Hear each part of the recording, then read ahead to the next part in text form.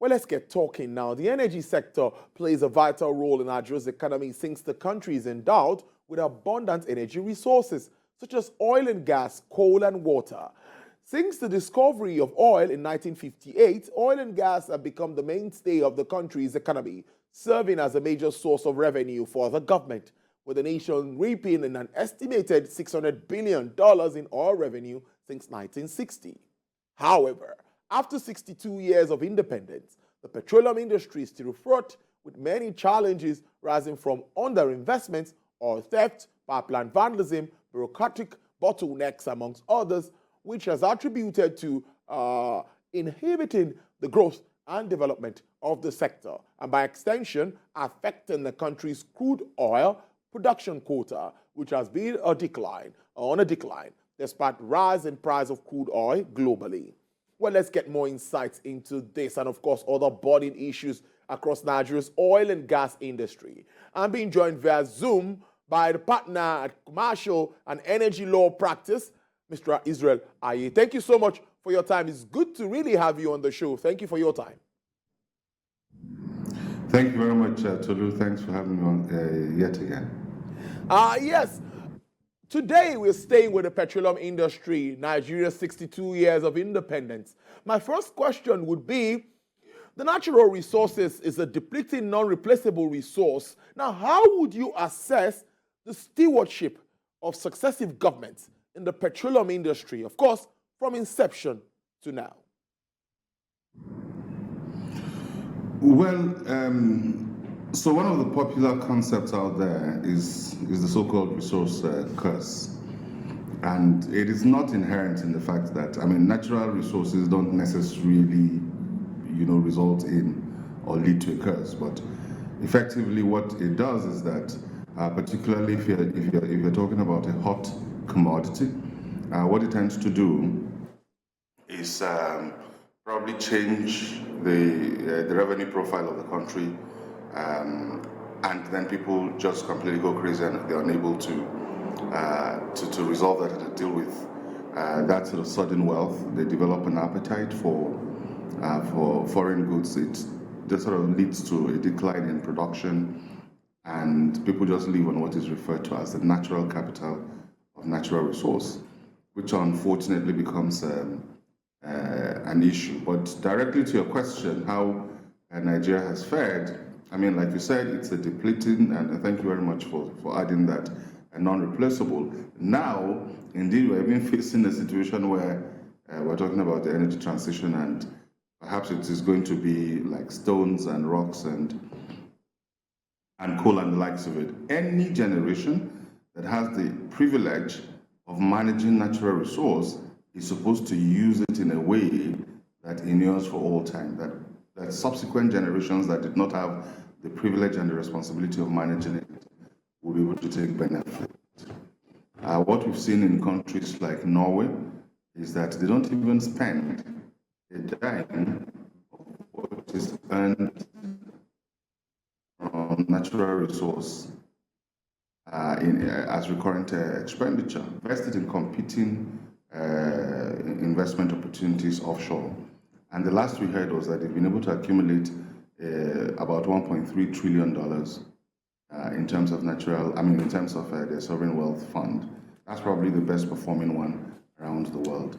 But then there are a number of other good examples. Very recently, I would say perhaps that one or two of the Gulf states are making very good use of the proceeds of natural resource, oil and gas in this case, petroleum resources, to try and create the base for diversifying away from oil and for making the economy an industrial economy. Unfortunately, what we have seen in Nigeria is that we're literally consuming the future, and we're spending, and there is no framework whether there doesn't seem to be a program either based on the Constitution or outside of the Constitution, indeed, for accruing any of that benefit. And again, the evidence doesn't show that we have invested in infrastructure sufficiently to be able to diversify this economy. Now, it's not all lost, but I think we can be better stewards of that resource going forward.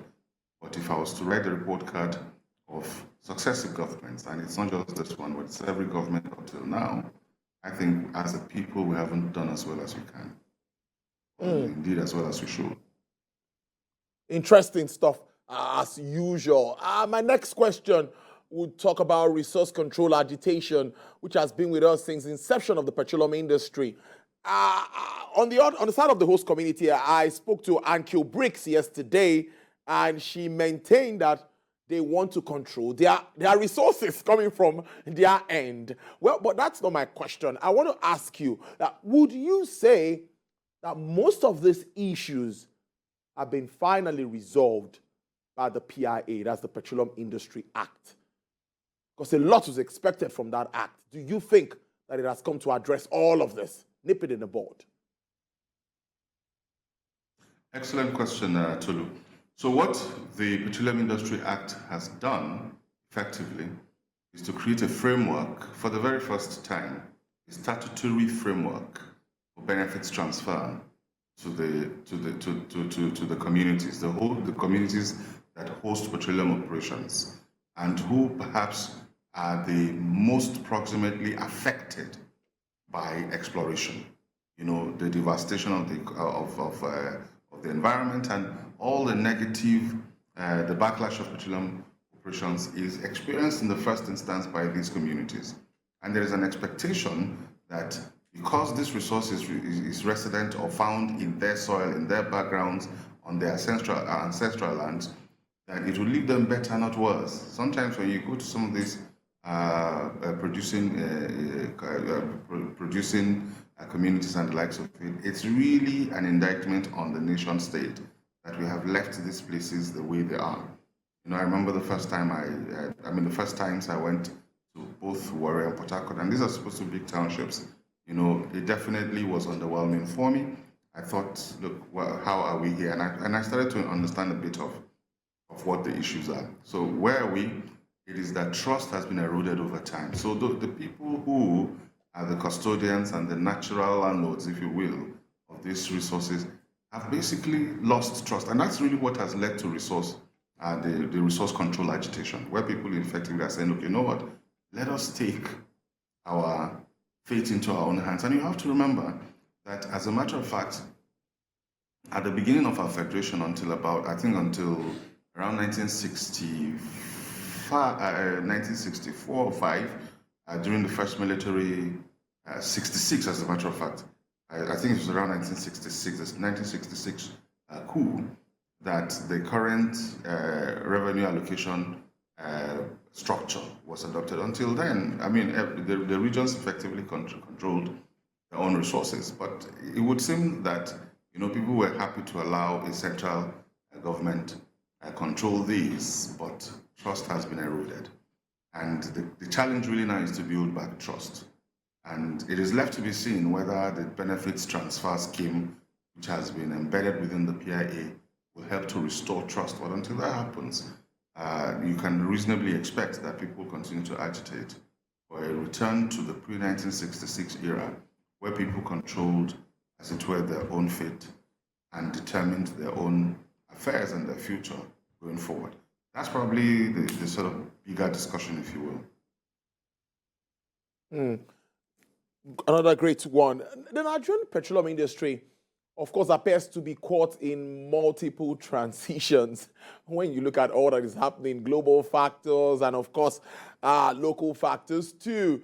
As a country, how are we doing? Are we keying into this rightly, or what more can be done? Yeah, again, so you see, the thing with transitions is that underlying transitions is change, and you know, people don't accept change readily.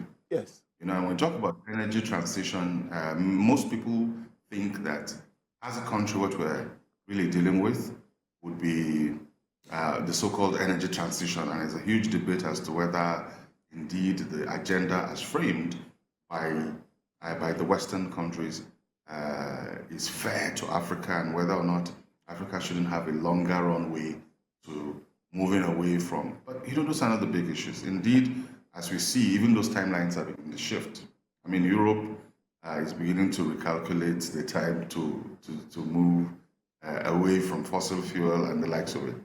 And that is in keeping with some of the time estimates that we had, that you probably will continue to have petroleum, oil and gas, that is maybe more gas than oil progressively, as a dominant component of the energy mix for another 35 to 50 years. But here's the issue. So we're contending with that on the one hand, but you have to remember that we also are living at a time when the IOCs are divesting away from the onshore, from onshore and the shallow offshore the terrains. And then, of course, the PIA has also left us with a new institutional framework. So, to your question, we're indeed dealing with multiple transitions. So the first thing is that people should become aware of the fact that we're dealing with multiple transitions and manage it. And one of the things that is coming to light, and maybe just this is a slight detour, is oil theft, for example. And what is coming to light, particularly with respect to oil theft, is that oil theft in itself is not a phenomenon that just came and is growing. What has happened in effect is that from about 2012, some of the dominant IOC players have indeed started to underinvest and, quite frankly, have started to transition away from those terrains. And nature abhors a vacuum. And because they're not necessarily managing those assets in the way that they would normally do if they were interested, then these kinds of criminal elements, whether they be state actors or private actors, have come in and are taking advantage of that vacuum to create the sort of mayhem that it is. What's my point? Is that we need to own the fact that there are these multiple transitions and we need to manage them. We need to manage them. We need to accept the fact that the IOCs are leaving. They're leaving the onshore. They're leaving the shallow offshore. I don't think that there's a lot of room for negotiation.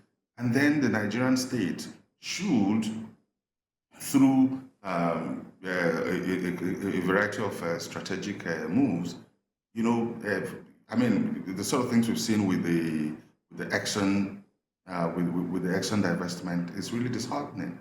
Where we're just playing block and tackle. I would imagine perhaps that what the state would have done is to recognize the fact that this is happening and to put perhaps a framework to ensure that it happens smoothly and that there's proper succession and that we're able to not only survive those transitions, but we're able to grow, from it. There are probably opportunities that are embedded within this space. And those are the kind of things that I believe we should be looking at, right? Yeah. Interesting stuff. Before I go to my next question, I'd like you to react to the OPEC deal, looking at the cuts in output. America, of course, is not happy about this, but all is just to try to manage pricing. What effects do you think that will have? Of course, we are not even doing as much as we should do. So what does it mean for us? Well, I feel like the question has been asked and answered. So the cut from no, seriously, so the cut from the Nigerian Inc. point of view is neither here nor there. We were not even making those numbers properly, formally, and the likes of it. But in assuming that we were, what those cuts tend to do is that they may peg back, because the Nigerian volumes were cut by about 100,000 barrels, which brings us to about 1.8 something, but we're barely doing 1.4 official numbers. It's probably lower than that, but typically if you cut, then it tends to stabilize price, and then it guarantees reasonable. And so somewhere the loss in volume and the quote-unquote rise in price tends to sort of cancel themselves out. But we have a unique situation where we tend to suffer in every price regime. And I've said it on this platform before, that whether prices are high, whether prices are low, we just tend to suffer as a country. The reason being that there are strategic decisions we need to make in terms of growing our refining capacity, refining capacity essentially, and exit this very debilitating subsidy regime in order to be able to reap the benefits of whatever era we're in. Because when prices go up as they currently appear to be, they're around $90 now. They've climbed down from about $100 plus about $90. In those regimes, petroleum products to us tend to be more expensive because that's the feedstock for refined products. And then whatever gains we make from the proceeds of crude, then we lose right away. Of course, in low oil price regimes, then we recover very little for our products, and so we do need to expand. And hopefully, the PIA provides at least the framework for that to happen, and hopefully, policies will support that to make it happen. We need to expand the midstream refining, processing capability, add value, recover more, push domestic utilization, catalyze industrialization, and really take the benefit of this of petroleum and create a genuine petroleum industry, not just an extraction industry where we're winning, working, and cutting away. That model isn't working for us anymore. Interesting stuff. Now, how do we? Let's project now. Let's have our projection. Of course, what's your 50-year outlook for Nigeria's petroleum industry? At times, I get scared, particularly as we tend to want to start looking away from fossil fuel. What will happen to what we still have in stock? Thank you very much. So again, when I joined the industry in the now that's about some 20-something years ago, not too long. 50 years would tend to be medium to short-term projections, but we live in very volatile times, and so 50 years looks like really far out, and it probably is. The sense is that oil as a super product will probably continue to be relevant for another 20, 35 years. At the moment, from a Nigerian point of view, oil is our chief foreign exchange earner. But what we should really be looking to do is to stabilize our operating environment, find a way to minimize the above ground risk in order to be able to promote more production. I would say the incremental production honestly shouldn't even be aimed too much at export. I think the incremental production should be aimed more at domestic utilization. I talked earlier on about about growing the midstream, as we talk about. But some people think of it as a zero-sum game, i.e., converting export volumes to domestic utilization. That's probably not what I'm talking about. Even if we were to expand our refining capacity, it wouldn't be for export because we will continue to need, exports to produce foreign exchange.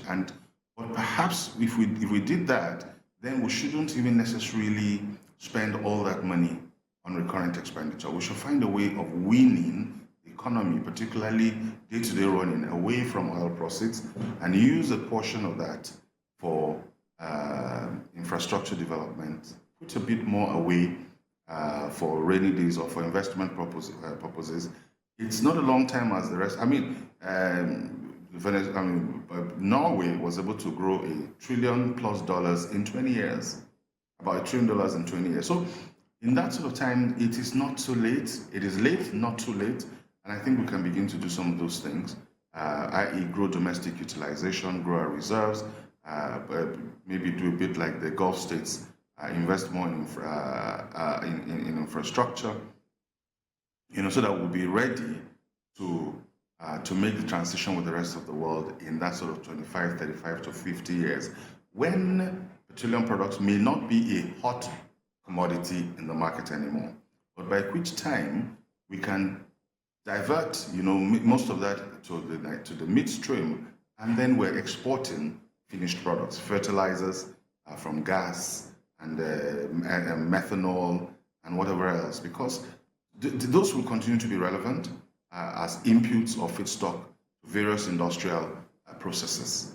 And so it's that sort of transition I think that we should potentially be looking at and making. Now, where the industry is going to be worldwide, it's probably embedded in some of the analysis I've attempted to do. But if I knew, Probably be out somewhere making words of cash and not be here talking to you. Great stuff there. I must thank you, Mr. Israel Aye. He's a partner at Commercial and Energy Law Practice, CANDELP. Thank you so much for spending your afternoon with us on Business Nigeria. We appreciate this.